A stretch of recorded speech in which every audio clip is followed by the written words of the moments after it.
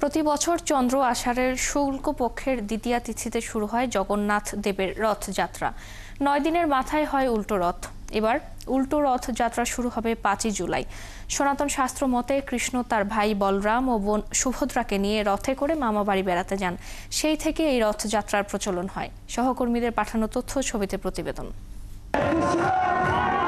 চট্টগ্রামে প্রতিবারের মতো এবারও ধর্মীয় সঙ্গীত, সংকীর্তন, শঙ্খধ্বনি আর ঢোলের বাদ্যে মুখর ছিল প্রবর্তক ইস্কন মন্দির এলাকা। বিশাল রথে শোভিত হয়ে জগন্নাথ, বলরাম ও সুভদ্রা দেবীর বিগ্রহ নিয়ে বর্ণিল মিছিল রওনা দেয় ডিসি হিল ইস্কন মন্দির অভিমুখে। আয়োজন ঘিরে ছিল ব্যাপক নিরাপত্তা ব্যবস্থা।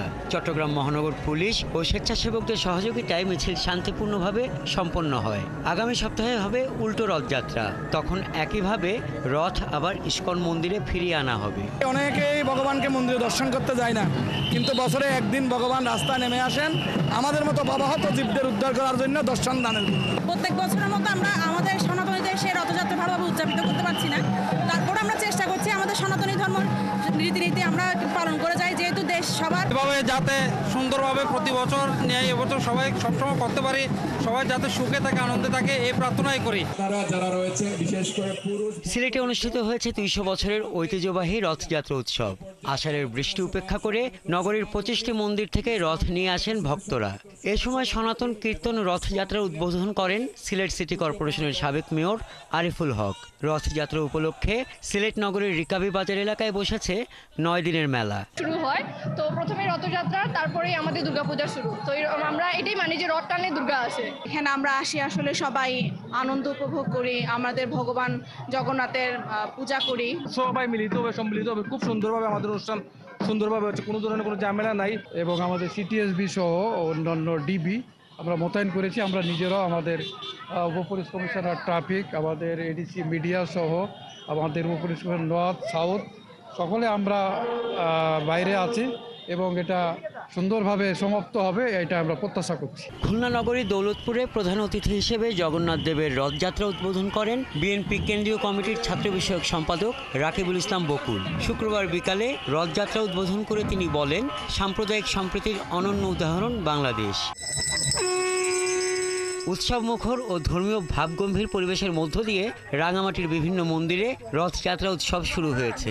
রাসবিহারী ধাম, তবলছড়ি গৌরনিতাই আশ্রম মন্দির, নানিয়ারচর জগন্নাথ মন্দির, বুড়িঘাট জগন্নাথ মন্দির থেকে জগন্নাথ দেব, বলরাম ও সুভদ্রাকে নিয়ে মাসির বাড়ির উদ্দেশ্যে রওনা করেন পুণ্যার্থীরা।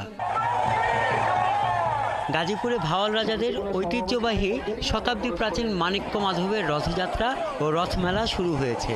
সকালে জেলা শহরের রথখোলা এলাকার প্রেস ক্লাবের সামনে হাজারো নানা বয়সী নারী পুরুষের প্রাণবন্ত অংশগ্রহণে রথ টানের মাধ্যমে রথযাত্রা শুরু হয়। ধর্মীয় নানা আচারের পর শুক্রবার বিকালে বরিশালে রথযাত্রা হয়েছে।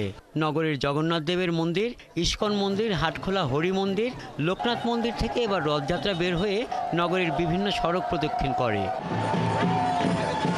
বিপুল উৎসাহ, উদ্দীপনা আর আনন্দঘন পরিবেশের মধ্য দিয়ে নওগাঁয় জগন্নাথ দেবের রথযাত্রা হয়েছে।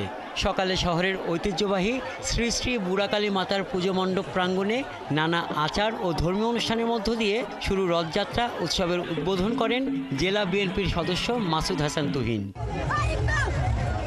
নেত্রকোনা শহরের সাতপাই ইস্কন মন্দির থেকে নাগড়া শিববাড়ি মন্দিরে মাসির বাড়িতে গেছেন জগন্নাথ দেব।